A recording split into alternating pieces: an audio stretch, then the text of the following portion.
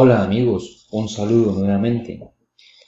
Hoy vamos a continuar con el tema de los costos y deducciones y esta vez explicaremos el tema relacionado con los salarios y los pagos laborales que pueden ser deducibles de la base para efectos del cálculo del impuesto sobre la renta y complementarios.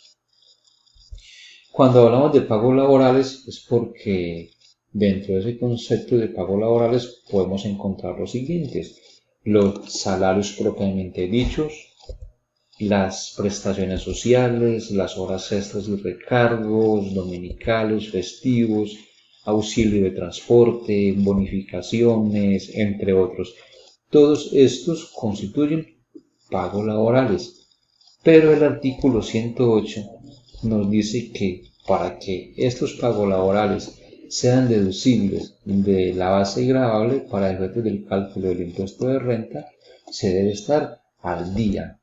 ¿Y qué nos menciona ese artículo 108? Estar al día con el pago de aportes al Sistema General de Pensiones, al Sistema General de Salud y también estar al día con el pago de aportes para fiscales. Veamos específicamente lo que nos dice ese artículo 108. Los aportes para fiscales son requisito para la deducción de salarios. Entonces, ¿qué se debe hacer? Los patronos están obligados a pagar estos aportes para que esa deducción sea aceptada. ¿Y cuál es la evidencia que se tiene en cuenta para que la deducción sea aceptada?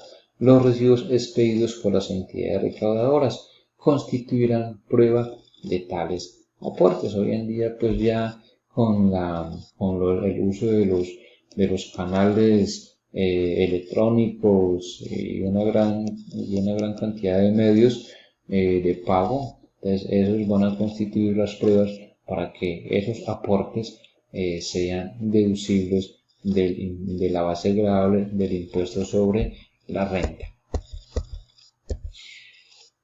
De igual manera, el artículo 664 del Estatuto Tributario ratifica que si no se acredita el pago de tales aportes, entonces la sanción va a ser el desconocimiento de la deducción por salarios. Entonces, necesariamente para llevar como deducción el concepto de los pagos laborales, se debe estar al día con el pago de aportes, los cuales están contemplados en la Ley 100 de 1993. También vale la pena mencionar un aspecto muy importante y que quizás muchas personas desconocen, y es que el artículo 114-1 del Estatuto Tributario establece una exoneración en el pago de aportes y dice: estarán exoneradas del pago de aportes al SENA, al ICBF y al régimen contributivo de salud las sociedades y personas jurídicas y asimiladas que sean contribuyentes del impuesto sobre la renta y complementarios correspondiente a los trabajadores que devengan individualmente considerados menos de 10 salarios mínimos legales mensuales vigentes. Es decir, que si esta sociedad o persona jurídica y asimilada tiene trabajadores a los cuales les pague menos de 10 salarios mínimos, entonces sobre este tipo de trabajadores, entonces no tendrá que pagar aportes ni al SENA, ni al ICBF, ni al régimen contributivo de salud. Entonces es importante tener en cuenta ese artículo. Asimismo, las personas naturales empleadoras estaban exoneradas de la obligación del pago de aportes al SENA, ICBF y Seguridad Social en Salud por los empleados que deben menos de 10 salarios. Entonces, aquí nos estamos refiriendo a las sociedades y personas jurídicas y asimiladas, y aquí nos estamos refiriendo a las personas naturales empleadoras, pero siempre y cuando sigan cumpliendo con ese mismo requisito. Punto. Lo anterior no aplicará para personas naturales que empleen menos de 2 trabajadores. Entonces, ahí sí no tiene ninguna aplicabilidad este artículo.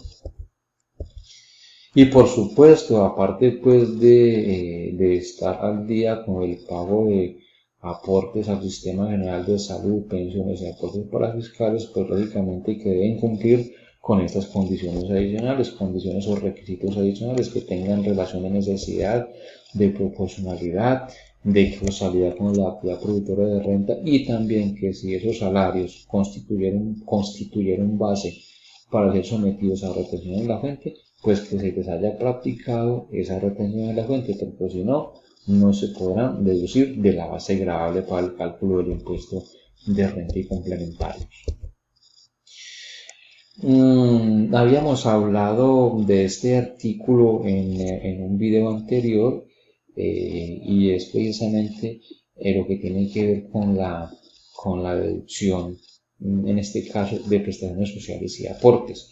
Ya habíamos hablado de impuestos, artículo 115-1 dice que para los contribuyentes obligados a llevar contabilidad serán aceptadas las erogaciones o salidas por concepto de prestaciones sociales y aportes, ¿sí? Si estos se encuentran efectivamente pagados previamente a la presentación de la declaración inicial del impuesto sobre la renta. ¿Qué significa? Que si el contribuyente obligado a llevar contabilidad a diciembre 31 no había pagado estos aportes y prestaciones sociales, pero previamente a la presentación de la declaración inicial lo hace, se pone a paz y salvo, entonces ese tipo de conceptos será deducible del impuesto sobre la renta y complementario. Aquí estamos hablando de impuestos deducibles porque era un tema que habíamos expuesto anteriormente en la parte de impuestos, pero aquí nos referimos al pago de aportes para fiscales y de prestaciones sociales.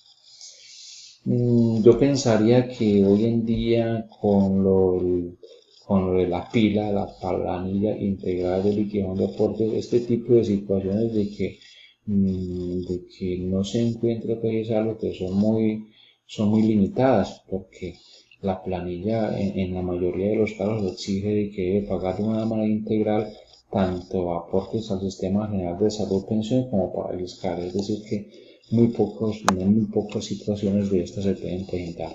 Pero en caso de que se presenten, entonces lo importante es que esté a paz y salvo antes de la presentación de esa declaración. Deducción de pagos laborales por encima del 100%. Entonces tenemos que algunos salarios se pueden descontar hasta en un 200%. Miremos qué casos son. Contratación de trabajadores con discapacidad. Se puede deducir el 200% de los salarios pagados y prestaciones sociales, aporte al Sistema General de Pensión y Seguridad y para fiscales, deducibles al valor real. Entonces aquí es una anotación que se hace de manera importante, y es que si usted tiene este tipo de trabajadores con esta discapacidad, de acuerdo al artículo 31 de la Ley 361, que dice: los empleadores que ocupen trabajadores con limitación no inferior al 25% comprobada y que estén obligados a presentar declaración de renta y complementarios, tienen derecho a deducir de la renta el 200% de los salarios y prestaciones sociales pagados durante el año o periodo gravable a los trabajadores con esta limitación, mientras que dicha limitación subsista, pero podrá descontarse el 200% de salarios y prestaciones sociales, porque lo que tiene que ver con los aportes al Sistema General de Pensiones y de Seguridad Social y para fiscales solamente se podrá deducir al valor real. Eso es lo que nos está diciendo acá. Importante también hacer énfasis de que este tipo de deducción me ha venido presentándose para los diferentes contribuyentes durante muchos años, pero sin embargo el oficio 08758 expedido por la DIAN en abril de este año, 2019, ratifica que dicha deducción para este tipo de situaciones continúa vigente.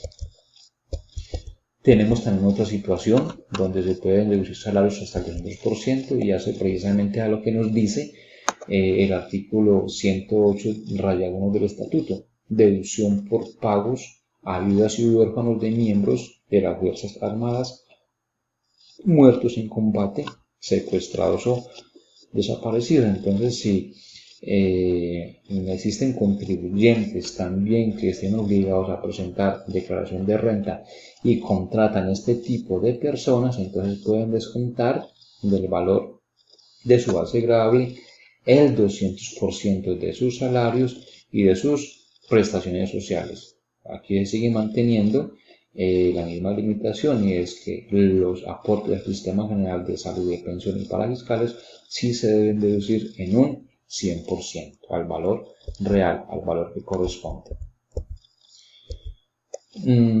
Dice que también se aplica a los cónyuges de los miembros de la fuerza pública desaparecidos o secuestrados por el enemigo, mientras que permanezca tal situación. Igual deducción se hará a los contribuyentes que vinculen laboralmente a exmiembros de la fuerza pública que en las mismas circunstancias a que se refiere el inciso primero del presente artículo y que hayan sufrido disminución de su capacidad psicofísica conforme a las normas legales sobre la materia y que esto esté debidamente certificado por el médico especialista sobre esa discapacidad que presenta. Bueno, mis amigos, muchas gracias por su atención, como siempre. Espero haya quedado claro, hayan resuelto sus inquietudes. No olviden dejar sus comentarios sobre este material y de igual manera los invito nuevamente para que se suscriban al canal. Muchas gracias.